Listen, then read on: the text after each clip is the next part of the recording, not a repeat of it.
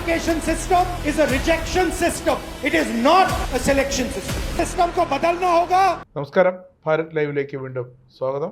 നമസ്കാരം. ഈ രാജ്യത്ത് നിന്നും അപ്രത്യക്ഷമാകുന്നവരെ കണ്ടെത്താനായിട്ട് ഒന്നുകിൽ പോലീസിൽ നമുക്ക് FIR ഇടണം, അല്ലേ?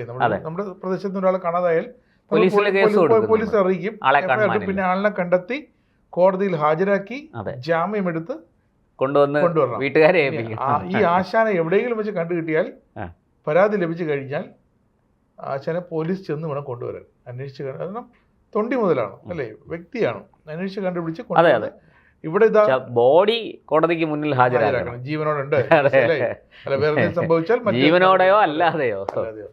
ഇവിടെ BJP ഇപ്പോൾ ഒരാളെ കാണാനില്ല എന്ന് പറഞ്ഞിട്ട് ഡൽഹി പോലീസ് പരാതി കൊടുക്കാൻ പോവുകയാണ്. അവർ മിക്കവാറും നാളെ തിങ്കളാഴ്ചയോ ചൊവ്വാഴ്ചയോ പരാതി കൊടുക്കും. നമ്മുടെ മറ്റാരുമല്ല, നമ്മുടെ പ്രതിപക്ഷ നേതാവാണ് രാഹുൽ ഗാന്ധി MP.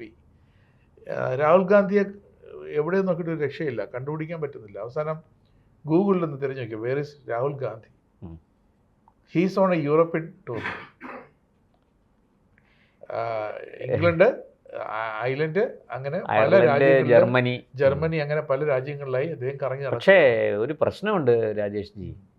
ഇപ്പം എനിക്കോ താങ്കൾക്കോ ഒരു വിസിറ്റിംഗ് വിസ എടുത്ത് ഇങ്ങനെ പോവാം. അതെ, കുഴപ്പമൊന്നുമില്ല. അവിടെ ചെന്നാൽ നമ്മൾ എംബസിയിൽ റിപ്പോർട്ട് ചെയ്തിട്ട് നമുക്ക് ആ രാജ്യത്തിനുള്ളിൽ വിസ കിട്ടിയിരിക്കുന്നതുകൊണ്ട് സൈറ്റ് സീയിങ്ങിന് എവിടെ വേണമെങ്കിലും പോവാം. നമ്മളിപ്പോൾ അവിടെ എന്തെങ്കിലും ഒരു പരിപാടിയിൽ പങ്കെടുക്കാൻ പോകണം, ആ പരിപാടിയിൽ അവർ പങ്കെടുക്കാനുള്ള അനുമതി വിസയിൽ കാണും. അല്ല, അതിന് പോകാം, ഒക്കെ ചെയ്യാം. പക്ഷെ നമ്മൾ മനസ്സിലാക്കേണ്ട ഒരു കാര്യം, ക്യാബിനറ്റ് റാങ്കുള്ള ഒരാൾ ഇന്ത്യയിൽ, ആൾ പോകുമ്പോൾ അതിന് ഔദ്യോഗികമായ പ്രോട്ടോക്കോളൊക്കെ പാലിക്കണ്ടേ? പാലിക്കുന്നുണ്ടാകാം, ഉണ്ടാകാതിരിക്കാം. പക്ഷേ അദ്ദേഹം ഇന്ത്യയിൽ ഉണ്ടായിട്ട് എന്ത് കാര്യം, ഇന്ത്യയിൽ ഇല്ലെങ്കിൽ എന്ത് കാര്യം? അദ്ദേഹത്തിന് സത്യം പറഞ്ഞാൽ രാഹുൽ ഗാന്ധി എന്ന പ്രതിപക്ഷ കഴിഞ്ഞ 10 വർഷം പ്രതിപക്ഷ നേതാവിന്റെ പദവി ഇല്ലായിരുന്നു. ക്യാബിനറ്റ് റാങ്ക് കൊടുക്കാൻ പറ്റിയില്ല, കാരണം ലോക്സഭയിൽ അതിനൊക്കെ ഭൂരിപക്ഷം ആ പാർട്ടിക്കില്ലായിരുന്നു. പ്രതിപക്ഷത്തിന് ഭൂരിപക്ഷമില്ല. പക്ഷേ ഇത്തവണ ഉണ്ടായി. ഇത്തവണ ഭൂരിപക്ഷം കിട്ടി. പ്രതിപക്ഷ നേതാവായിട്ട് ഔദ്യോഗികമായി അദ്ദേഹത്തിന് പ്രധാനമന്ത്രി നരേന്ദ്രമോദിയുടെയും കേന്ദ്രമന്ത്രിമാരുടെയും ഉന്നതതല യോഗങ്ങളിൽ ഒരു പ്രധാന ക്ഷണിതാവെന്ന നിലയിൽ, അംഗമെന്ന നിലയിൽ പങ്കെടുക്കാനുള്ള മറ്റു പല നിർണായക തീരുമാനങ്ങളും എടുക്കുമ്പോൾ അതിനകത്ത് പ്രതിപക്ഷ നേതാവ് വേണം. പക്ഷേ ഇപ്പോൾ ലോകായുക്ത, ലോക്പാല്, അങ്ങനെയൊക്കെ ഉള്ള നിയമനങ്ങളിൽ തീർച്ചയായിട്ടും പ്രതിപക്ഷ നേതാവിൻ്റെ റോള്. നേരത്തെ മൻമോഹൻ സിംഗ് പ്രധാനമന്ത്രിയായിരുന്നപ്പോൾ ആദ്യം നമ്മുടെ LK അദ്വാനി ആയിരുന്നു പ്രതിപക്ഷ നേതാവ്. അന്ന് അദ്ദേഹം കൃത്യമായിട്ട് യോഗങ്ങളിൽ പങ്കെടുത്തിട്ടുണ്ട്. പിന്നീട് അതിനുശേഷം സുഷമ സ്വരാജ് ലോക്സഭയിലും അരുൺ ജെയ്റ്റ്ലി രാജ്യസഭയിലും പ്രതിപക്ഷ നേതാക്കളായിരുന്നു. അപ്പോൾ അവരെല്ലാം കൃത്യമായിട്ട് അതിൽ പങ്കെടുത്തിട്ടുണ്ട്. അതിനകത്ത് അവരുടേതായ അഭിപ്രായങ്ങൾ രേഖപ്പെടുത്തിയിട്ടുണ്ട്, ഇതൊക്കെ ചെയ്തിട്ടുണ്ട്. ഇവിടെ നമ്മുടെ ചോദ്യം, രാഹുൽ ഗാന്ധി എവിടെ? ഇപ്പോ ഗൂഗിൾ തിരഞ്ഞപ്പോൾ കിട്ടിയ വളരെ നിർണായകമായ പല കാര്യങ്ങളും നമ്മുടെ രാജ്യത്ത് നടന്നുകൊണ്ടിരിക്കുകയാണ്. രാജ്യത്ത് നിർണായകമായ കാര്യങ്ങൾ മാത്രമല്ല, കോൺഗ്രസിനുള്ളിലും കടുത്ത പ്രതിസന്ധിയാണ്. അവിടെ സ്റ്റുഡൻസ് ഔട്ട്റീച്ച് എന്ന ഒരു പരിപാടിക്ക്, റാലികൾക്കുമൊക്കെ ആശം തുടക്കമിട്ട് വെച്ചിട്ട് പോയി. പക്ഷേ ഇത് 3 തവണ മാറ്റി. ഇത് ആര് ഇതിന് എക്സിക്യൂട്ട് ചെയ്യും? KC വേണുഗോപാലിനെ കൊണ്ട് പറ്റുമോ? ഇത് രാഹുൽ പങ്കെടുക്കേണ്ട, പ്രതിപക്ഷ നേതാവ് പങ്കെടുക്കേണ്ട ഒരു പരിപാടിയിൽ അദ്ദേഹം തന്നെ പങ്കെടുക്കണ്ടേ? രാജ്യത്തെ വിദ്യാർത്ഥികളെ കൈകാര്യം ചെയ്യേണ്ട കാര്യമാണ്. അവരെ KSUവിലേക്ക് ആകർഷിക്കേണ്ട ലക്ഷ്യം. പക്ഷേ അതിനുപോലും പ്രതിപക്ഷ നേതാവിന് സമയമില്ല. ഞാൻ തിരിച്ചൊരു ചോദ്യം ചോദിക്കട്ടെ. ശരിയാണ്, രാജേഷ് ജി നേരത്തെ പറഞ്ഞതിനോട് ഞാൻ യോജിക്കുന്നു. രാഹുൽ ഇന്ത്യയിൽ ഉണ്ടെങ്കിൽ എന്ത്, ഇല്ലെങ്കിൽ എന്ത്. മറ്റൊരു ഈ സമാനമായൊരു കാര്യം ഞാൻ ചൂണ്ടിക്കാട്ടാം. നമ്മുടെ വയനാട് മണ്ണിടിഞ്ഞു, അല്ലെ? തുരങ്കപാത നിർമ്മാണം ഇടിഞ്ഞു. 3 പേര് ആദ്യം മരിച്ചു. പിന്നീട് ബോഡികൾ കിട്ടി തുടങ്ങി. 6 പേരെ 7 പേരെ കാണാനില്ല. അത് പിന്നീട് ബോഡികൾ കിട്ടി. വയനാട് ഒരു MP ഉണ്ടല്ലേ, അവരുടെ പേരെന്താ? പ്രിയങ്ക ഗാന്ധി. അവര് ഈ ഇവിടെ ഇത്രയും ഒരു ദാരുണമായൊരു ദുരന്തമല്ലേ നടന്നത്? ഒരു പ്രകൃതി ക്ഷോഭവുമായി ബന്ധപ്പെട്ടുണ്ടായതല്ലേ? MP വരേണ്ടതല്ലേ? എവിടെ? പ്രിയങ്ക ഗാന്ധിയാണ്. ജൂലൈയിൽ കോട്ട കഴിഞ്ഞു. ജൂലൈ മാസം ആദ്യം പ്രിയങ്ക ഗാന്ധി വയനാട്ടിൽ വന്നു പോയി. ഇനി വരാൻ പറ്റില്ല പ്രശാന്തേ. ഇനി അടുത്ത മാസമേ ഉള്ളൂ കോട്ട. ബാക്കി പണിയുണ്ട് വീട്ടിൽ. റോബർട്ട് ഭദ്ര വീട്ടിലുണ്ട്. അദ്ദേഹത്തിന് അതായത് കൈ ഒന്ന് കണ്ടു ചിമ്മിയാൽ അദ്ദേഹത്തെ ആ ശ്രദ്ധ ഒന്ന് മാറിക്കഴിഞ്ഞാൽ, ആ വിഷൻ അപ്പുറത്തുനിന്ന് റോബർട്ട് വദ്ര മാറിക്കഴിഞ്ഞാൽ ചിലപ്പോൾ ഇടി പൊക്കിക്കൊണ്ടു പോകും. അല്ലെങ്കിൽ ഇദ്ദേഹം ഏതെങ്കിലും ഭൂമി കച്ചവടത്തിന് ഇറങ്ങിപ്പോകും. ഭൂമി കച്ചവടത്തിന് ഇറങ്ങിയാൽ നാണക്കേട് ഗാന്ധി കുടുംബത്തിനാണ്, നെഹ്റു കുടുംബം എന്ന് പറയുന്നതാണ് ശരി. അതായത് പ്രതിപക്ഷ നേതാവ് രാഹുൽ ഗാന്ധിക്ക് നാണക്കേടാകും, അമ്മ സോണിയാഗാന്ധിക്ക് നാണക്കേടാകും, വയനാട് പ്രിയങ്ക ഗാന്ധിക്ക് നാണക്കേട്. അതുകൊണ്ട് അവർ എപ്പോഴും ഒരു കരുതലോടെ ഇരിക്കുകയാണ്. അങ്ങനെ കുറ്റം പറയരുത്. വയനാടുകാർ ക്ഷമിക്കണം. പ്രിയങ്ക ഗാന്ധി ഇല്ലെങ്കിലും ഇവിടെ കോൺഗ്രസ് സർക്കാരുണ്ടല്ലോ അല്ലേ, നിങ്ങൾ വയനാടുകാർ അവരെ ജയിപ്പിച്ചു വിട്ടു. പക്ഷേ ഒരു എം പി ഇനി പ്രിയങ്ക ഗാന്ധി വന്ന് കൂന്താലിയും പിക്കാസും എടുത്തോടത്ത് മണ്ണ് നീക്കണമെന്നല്ല പറയുന്നത്. എം പി എന്ന് പറഞ്ഞാൽ ആ മണ്ഡലത്തിന്റെ കരുത്താണ്. അതെ, അല്ല അതുമല്ല, ഇങ്ങനെ ഒരു ദാരുണമായൊരു സംഭവം അവിടെ നടക്കുമ്പോൾ തീർച്ചയായിട്ടും എം പിയും അവിടുത്തെ MLA-മാരും അവിടുത്തെ മന്ത്രി, ഇപ്പോൾ ഈ സംഭവം ഉണ്ടായ ഉടനെ തന്നെ VD സതീശൻ എന്താ ചെയ്തേ, സിദ്ദിഖിനെ അങ്ങോട്ട് അയച്ചു. സിദ്ദിഖിൻ്റെ അടുത്ത് പറഞ്ഞു പെട്ടെന്ന് അവിടെ ചെല്ലുക, കാര്യങ്ങൾ ഏകോപിപ്പിക്കുക. കാരണം നേതൃത്വം കൊടുക്കാൻ ആൾ വേണം. ഒരു കാര്യം അവിടെ ഒരു സംഭവം ഉണ്ടാകുമ്പോൾ പെട്ടെന്ന് എന്ത് ചെയ്യണം, ഇത് മണ്ണിങ്ങനെ ഇടിഞ്ഞുകൊണ്ടിരിക്കുകയാണ്, നമുക്ക് പെട്ടെന്നൊരു തീരുമാനം എടുക്കണം. ചിലപ്പോൾ ഉദ്യോഗസ്ഥ തലത്തിൽ എടുക്കാൻ പറ്റുന്ന ഒരു തീരുമാനമായിരിക്കും, പക്ഷെ അതിന് നേതൃത്വം കൊടുക്കാൻ, അതായത് അങ്ങനെ കാരണവർ കുടുംബത്തിലൊരു മന്ത്രി, അധികാരപ്പെട്ട മന്ത്രി അവിടെ ഉണ്ടെങ്കിൽ ആ മന്ത്രിക്ക് മന്ത്രി എടുക്കുന്ന തീരുമാനം ക്യാബിനറ്റ് പവറുള്ള ആളല്ലേ, അത് വേറൊരു ചോദ്യം ചെയ്യലിന് വിധേയമാകില്ല. വേറെ ആരും മുഖ്യമന്ത്രി അല്ലാതെ മറ്റാരും അദ്ദേഹത്തോട് ചോദിക്കില്ല. അദ്ദേഹത്തിന് ക്യാബിനറ്റിൽ റിപ്പോർട്ട് ചെയ്താൽ മതി, അല്ലെങ്കിൽ മുഖ്യമന്ത്രിയെ ഫോൺ വിളിച്ചിട്ട് പറഞ്ഞാൽ മതി, CM ഞാൻ ഇങ്ങനെ ചെയ്തിട്ടുണ്ടെന്ന് പറഞ്ഞാൽ. പക്ഷേ അതൊക്കെ അവിടെ ഇരിക്കട്ടെ. പക്ഷേ കോൺഗ്രസ് ഭരിക്കുന്ന സർക്കാർ, കോൺഗ്രസിന്റെ മുഖ്യമന്ത്രി മന്ത്രിമാരും കോൺഗ്രസിന്റെ MP വയനാട് എവിടെ? അതാ ചോദിച്ചു പ്രശാന്ത് ചോദിച്ച ഉത്തരം ഞാനും ചോദിക്കുന്നു, എവിടെ? അതുകൊണ്ടാണ് ഞാൻ പറഞ്ഞ ഉത്തരം. അവരെ കോട്ട കഴിഞ്ഞു. ജൂലൈ ആദ്യ വാരം അവരിപ്പോ അവർ വിചാരിക്കുന്നുണ്ടാകും, ഭാഗ്യം ഞാനവിടെ ഉണ്ടായിരുന്നില്ലല്ലോ, മീനാക്ഷി പാലം വഴി ഞാൻ പോയില്ലല്ലോ.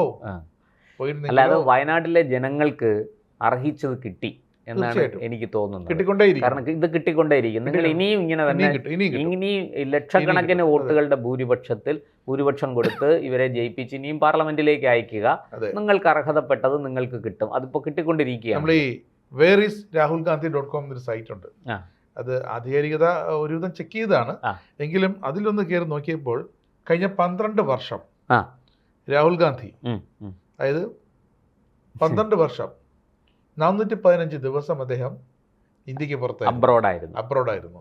പിന്നെ അപ്പോഴൊക്കെ പ്രതിപക്ഷ നേതാവാണ്.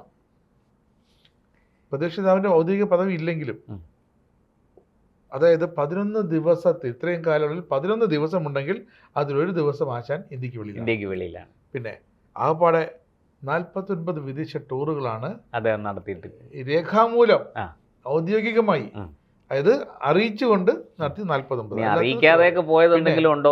UK-യിലേക്ക് പോയത് 9 തവണയാണ്. ഹിമാലയത്തിൽ പോയിരിക്കും അല്ലേ, കൈലാസ. അതെ, കാണാനില്ല, എവിടെ പോയി ആർക്കും അറിഞ്ഞൂടാ. പിന്നെ അവസാനം അന്വേഷിച്ച് തപ്പിപ്പിടിച്ചപ്പോൾ ഏതോ ഒരു ബുദ്ധ യോഗ കേന്ദ്രത്തിലായിരുന്നു, അവിടുത്തെ പരിശീലനത്തിനാണ് പോയത്. അവിടെ ചെന്ന് കുറേ ദിവസങ്ങൾ അവിടെ തങ്ങി എന്തൊക്കെയോ പരിശീലനമൊക്കെ നേടി തിരിച്ചു വന്നു. ഇതാ ഇപ്പോൾ മലമറിക്കും എന്ന് പറഞ്ഞാണ് തിരിച്ചു വന്നത്. 25 രാജ്യങ്ങളിലാണ് അദ്ദേഹം പോയിരിക്കുന്നത്. അതിനാണ് ഈ പറഞ്ഞ 9 തവണ. അല്ല, BJP-യുടെ പിന്നെ national spokes person Tuhin Sinha ഇത് ചോദ്യം ചെയ്തുകൊണ്ട് രംഗത്ത് വന്നിട്ടുണ്ട്. അദ്ദേഹം പറഞ്ഞതെന്ന് പറഞ്ഞാൽ വൊക്കേഷനിങ് അബ്രോഡ്, അതായത് വിദേശത്ത് ഒഴിവുകാലം ചെലവഴിക്കുകയാണ്. പ്രതിപക്ഷ നേതാവിന് എന്ത് ഒഴിവുകാലം?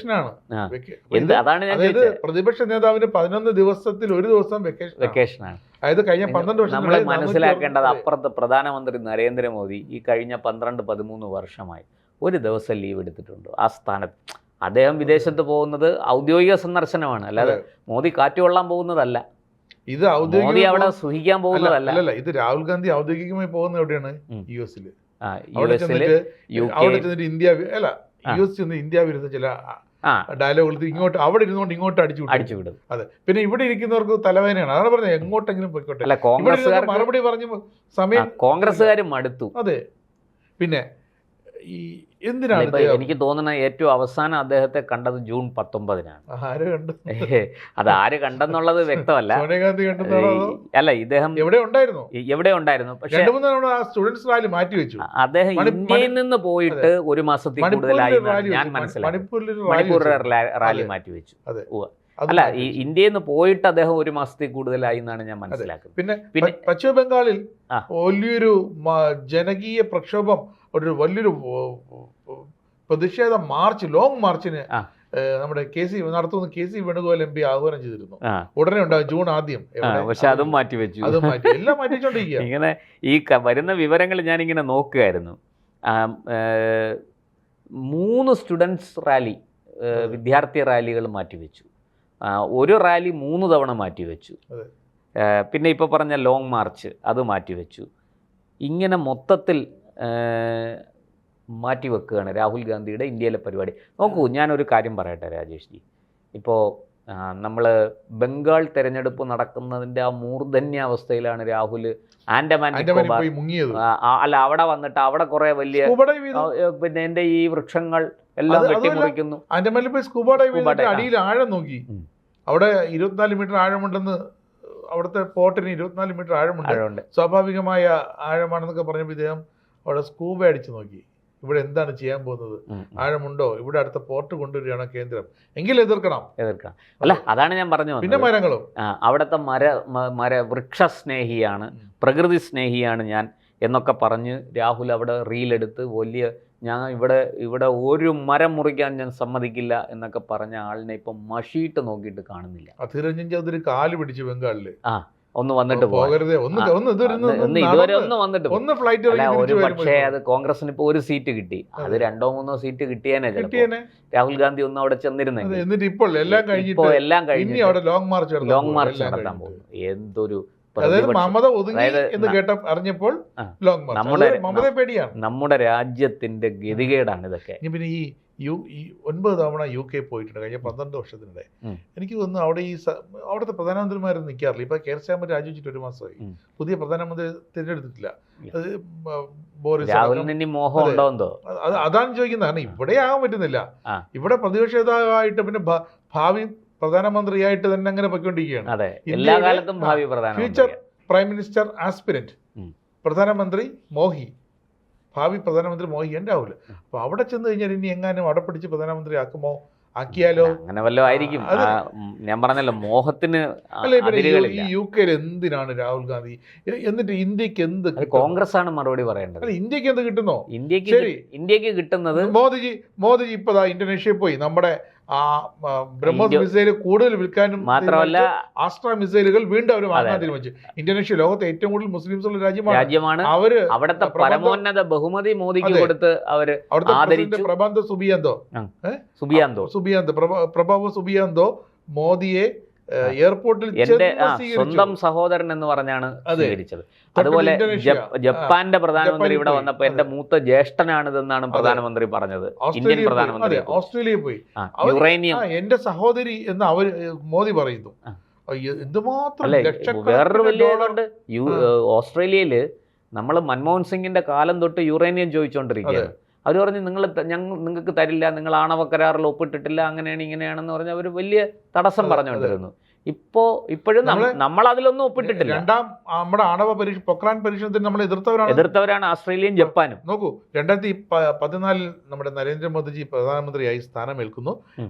ഒറ്റ വർഷം കൊണ്ട് 2015 അവർ ഇന്ത്യയുമായിട്ട് യുറേനിയം കൈമാറ്റത്തിലെ കരാർ ഒപ്പിട്ടു.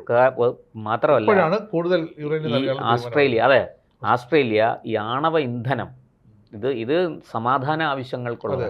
ആ ആണവ ഇന്ധനം നമുക്ക് വില കുറച്ച് കിട്ടുന്നു എന്നുള്ളത് കൂടിയാണ് ഓസ്ട്രേലിയ. 2047 വിഷൻ. ഇപ്പൊ നമുക്ക് 8 മെഗാവാട്ട് എന്തേ ആണവ വൈദ്യുതി ഉൽപ്പാദിപ്പിക്കാനുള്ളൂ.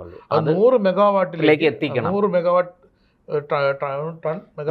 അതിനാണ് ഈ ചെറിയ റിയാക്ടറുകൾ, സ്മോൾ റിയാക്ടറുകൾ നമ്മൾ കൊണ്ടുവരുന്നത്. അപ്പോൾ അപകടത്തിന്റെ എന്തെങ്കിലുമൊക്കെ അപകടങ്ങൾ ഉണ്ടായാൽ പോലും അതിന്റെ തോത് വളരെ കുറഞ്ഞിരിക്കും. അങ്ങനെ ഒരുപാട് കാര്യങ്ങൾ അതുമായി ഞാൻ അത് സാങ്കേതികത്വമാണ്, ഞാൻ അതിലേക്ക് പോകുന്നില്ല. കേരളത്തിൽ AKG സെന്ററിൽ ഒരെണ്ണം കൊടുക്കണം, അങ്ങനെ ചെറിയ റിയാക്ടർ കിട്ടണം. കാരണം അല്ലെങ്കിൽ അവർ ബഹളം ഉണ്ടാക്കും. ഇത് കേരളത്തിന്റെ ഭൂമി നശിപ്പിക്കും, പൈതൃകം നശിപ്പിക്കും, രാഷ്ട്രീയം നശിപ്പിക്കും, പരിസ്ഥിതി നശിപ്പിക്കും എന്ന് പറഞ്ഞ് ബഹളം. അതിനു മുമ്പ് അത് പണ്ട് നമ്മൾ കണ്ടതാണല്ലോ. അല്ലല്ല, എന്തായാലും ഇ ഡി ഏറ്റെടുക്കും ആ കെട്ടിടം, ഇ ഡി അറ്റാച്ച് ചെയ്യും. അപ്പോൾ ആ കെട്ടിടത്തിൽ ഒരു ആണവ സ്മാൾ റിയാക്ടർ തുടങ്ങി വെച്ചാൽ അവർക്കും കൺവിൻസിങ് ആവും, വിശ്വാസമാവും, ഇത് കുഴപ്പമൊന്നുമില്ല, നമ്മുടെ ആൻഡ്രോയിഡ് കുഞ്ഞച്ചനെ പോലെ. എന്തായാലും ഇരിക്കട്ടെ, നമ്മളെ രാഹുൽ ഗാന്ധിയുടെ കാര്യമാണ് പറഞ്ഞു വന്നത്. അപ്പോൾ രാഹുൽ ഗാന്ധിയെ വാസ്തവത്തിൽ ഇന്ത്യയുടെ പ്രതിപക്ഷ നേതാവ് കാണുന്നില്ല. നരേന്ദ്രമോദിജി ഈ രാജ്യങ്ങളിലൊക്കെ പോയിട്ട് ചുമ്മാ വെറും കൈ വിഷയമില്ല, മുട്ടായിയും സമ്മാനം അവാർഡും വെച്ചോണ്ട് വരില്ല. അവിടുന്ന് വലിയ രീതിയിൽ കച്ചവടം, അതെ, അങ്ങോട്ടും ഇങ്ങോട്ടും ക്രയവിക്രയങ്ങൾ, സാധനങ്ങൾ കൊടുക്കൽ വാങ്ങലുകൾ നടത്തി കച്ചവട ബന്ധം ഊട്ടി ഉറപ്പിച്ച് അതിലൂടെ വലിയ വിദേശ നാണ്യം നേടുന്ന ഒരു സാഹചര്യത്തിലേക്ക്, അതുപോലെ ഈ മറ്റൊരു വലിയ പ്രത്യേകത കൂടെ ഉണ്ട്, ഇന്ത്യൻ കറൻസിക്ക് വലിയ പ്രാധാന്യത്തോടുകൂടി കിട്ടും. ഈ ഡോളറിനെ മറികടന്ന് ഇന്ത്യയുടെ കുതിപ്പ് വേഗത്തിലാക്കുന്നത്, ക്ഷമിക്കണം, ഈ അമേരിക്കയെ മറികടന്ന് ഇന്ത്യയുടെ കുതിപ്പ്, അമേരിക്കയുടെ സാമ്പത്തിക വളർച്ചയെ വെല്ലുവിളിച്ചുകൊണ്ട് ഇന്ത്യ ഇന്ന് വളരുന്നെങ്കിൽ ചൈനയുടെ സാമ്പത്തിക വളർച്ചയെ, ഞാൻ പറയുന്ന ചൈനയുടെ ഇപ്പോഴത്തെ GDP നിരക്കിനെ ഒന്നുമല്ല, പക്ഷെ അവരുടെ സാമ്പത്തിക വളർച്ചയെ വെല്ലുവിളിച്ചുകൊണ്ട് ഇന്ത്യ മുന്നേറുന്നെങ്കിൽ അതിനിതെല്ലാം ഒരു കാരണമാണ്. അവിടെ ഇനി പറഞ്ഞതുപോലെ ഡോളർ മാറ്റിയിട്ട് ഇന്ത്യൻ റുപ്പിക്ക് ഒരു ആഗോള ഒരു അക്സെപ്റ്റൻസ് വരുന്നത്, അത് വലിയ വലിയ സമ്പദ് വ്യവസ്ഥയ്ക്ക് വലിയ എന്താ പറയുക പ്രോത്സാഹനമാണത്. ഇന്ത്യയിൽ ഇരുന്ന് മോദിജിയെ കാണുമ്പോൾ കൈകെട്ടിയിരിക്കും, ഇന്ത്യക്ക് പുറത്ത് പോയിരുന്നിട്ട് തെറി വിളിക്കും. ഒരു ഈ നുണയും കുത്തിത്തിരിപ്പും ഉണ്ടാക്കുന്നില്ല. 100 രൂപയുടെ ഗുണം ഒരു എങ്കിലും ഒരു നമ്മുടെ ഇന്ത്യയിൽ ഏതെങ്കിലും ഒരു ചാരിറ്റബിൾ പ്രസ്ഥാനത്തിനെങ്കിലും ഒരു 100 രൂപയുടെ അവര് ചാരിറ്റബിൾ പ്രസ്ഥാനത്തിനൊക്കെ 100 രൂപയല്ല, കോടാനുകോടി അവർ വാങ്ങിയിട്ടുണ്ട്. അത് പക്ഷെ ചൈനയിൽ നിന്നാണ് വാങ്ങിയിരിക്കുന്നത്. അത് രാജീവ് ഗാന്ധി ഫൗണ്ടേഷന് വേണ്ടിയിട്ടാണ് സോണിയാഗാന്ധി പോയി ഒപ്പിട്ട് കൊടുത്ത്. അത് 2008 2009 ആയിട്ട് അത് കരാർ ഉണ്ടാക്കി. ഇപ്പോൾ അമ്മയും മോനും കൂടെ ചേർന്ന് ഈ ഫൗണ്ടേഷന്റെ പേരിൽ ചൈനയിൽ നിന്ന് വൻതോതിൽ പണം, ഇൻഡോ ചീന ബായി ബായി, പണ്ട് നെഹ്റുവിനെ തുടങ്ങിയ സൂക്കേടാണ്. അന്ന് ഇന്ത്യ ചീന ബായി ബായി നിക്ഷേപത്തിന്റെ പലിശയാണ് ഇപ്പോൾ ഇന്ത്യ ചീന ബായി ബായി പറഞ്ഞുകൊണ്ടിരുന്നു. അക്സായി ചിൻ ചൈന കൊണ്ടുപോവുകയും ചെയ്തു, ടിബറ്റ് ചൈന കൊണ്ടുപോവുകയും ചെയ്തു. ഇതൊന്നും രാഹുൽ ഗാന്ധിക്ക് അറിയേണ്ട കാര്യമില്ല. അദ്ദേഹം വിദേശത്ത് കറങ്ങിയടിച്ച് സുഖിച്ച് നടക്കുന്നു. ഇനി വേറെ വല്ല ഏർപ്പാടും അവിടെ ഉണ്ടോ, ഈ ഇന്ത്യ വിരുദ്ധ പ്രോഗ്രാമുകളല്ലാതെ മറ്റെന്തെങ്കിലും പരിപാടികളുണ്ടോ എന്ന് നമുക്കറിയില്ല. ഇതിനെ സംബന്ധിച്ച് യാതൊരു വിവരങ്ങളും വരുന്നില്ല. അല്ല, ഒരു ന്യൂഡൽഹിക്ക് വ്യക്തമായിട്ട് അറിയാം, ന്യൂഡൽഹിക്ക് ഇന്ത്യ ഗവൺമെന്റിനറിയാം. നമ്മുടെ കാരണം എന്താണെന്ന് വെച്ച് കഴിഞ്ഞാൽ ഇന്ത്യയുടെ രഹസ്യാന്വേഷണ വിഭാഗം അത്ര ശക്തമാണ്, അതുകൊണ്ട് അവർക്ക് ഇതൊക്കെ അറിയാം. പക്ഷെ അതൊന്നും അവർ പുറത്തു വിടില്ലല്ലോ. അല്ല, അതൊരു SPG പ്രൊട്ടക്ഷനിലാണ് രാഹുൽ ഗാന്ധി. എന്ത് SPG? ഇവിടുന്ന് പോയിട്ട് അദ്ദേഹത്തിന് ഒരു SPG പ്രൊട്ടക്ഷനിലാണ്. അല്ല, SPGക്കാർ കൂടെ ഉണ്ടോ ഇല്ലെന്നല്ല, പക്ഷെ അവർ അദ്ദേഹത്തിന് Z+ കാറ്റഗറിയിലുള്ള പ്രൊട്ടക്ഷൻ കിട്ടുന്ന ആളാണ്. പക്ഷെ അതൊക്കെ ഒഴിവാക്കിയിട്ടാണ് അദ്ദേഹം വിദേശത്ത് പോയിരിക്കുന്നതെന്നാണ് മനസ്സിലാക്കുന്നത്. എന്തായാലും നമുക്ക് കാത്തിരിക്കാം. ഇന്ത്യയുടെ പ്രതിപക്ഷ നേതാവ് അന്വേഷിക്കാം എന്ന് തിരിച്ചു വരും. വയനാട് MP എന്നിനി വയനാടേക്ക് വരും. ഈ ചോദ്യങ്ങൾക്ക് ഉത്തരം നമുക്കില്ല. നമുക്ക് കാത്തിരിക്കാം പ്രതീക്ഷയോടെ, അദ്ദേഹത്തെ അന്വേഷിക്കാം, എവിടെ ഉണ്ടെന്ന് കണ്ടെത്താൻ ശ്രമിക്കാം. ഇതൊക്കെ ചെയ്യാൻ കഴിയുള്ളൂ. അന്വേഷിപ്പിക്കാൻ കണ്ടെത്താമെന്നല്ലേ വാക്യം. അതെ, അങ്ങനെ നമുക്ക് ഞായറാഴ്ചകളിലൊക്കെ തേടിയിറങ്ങാം. അതെ.